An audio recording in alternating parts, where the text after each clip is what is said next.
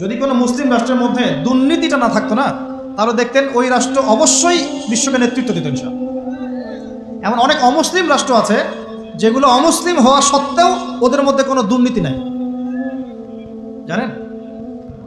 দেখেন আল্লাহ পাক বলেছেন উদখুলু ফিস সিলমি কাফা, তোমরা পরিপূর্ণরূপে ইসলামে প্রবেশ করো।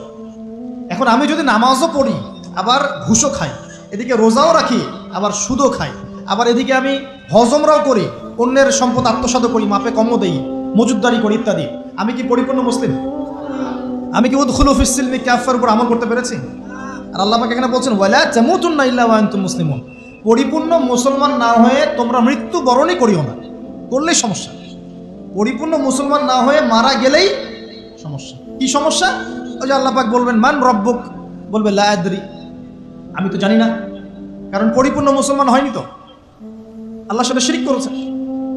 আল্লাহ পাক বলবেন মা দীনুক, বলবে লা আদরি, আমি জানি না। মা দীনুক উত্তর কেমন করে দিতে পারবে?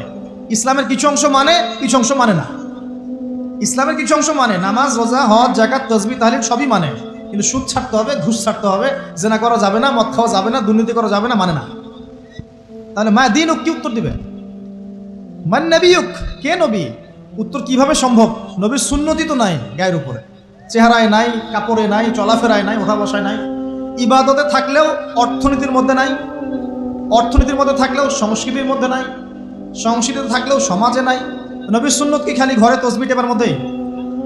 মানে আমরা খালি সুবহানাল্লাহ সুবহানাল্লাহ পড়বো এটাই সুন্নত, দাড়ি ছেড়ে দিব এটাই খালি সুন্নত, টাকটোর উপরে কাপড় পরবো এটাই কি খালি সুন্নত?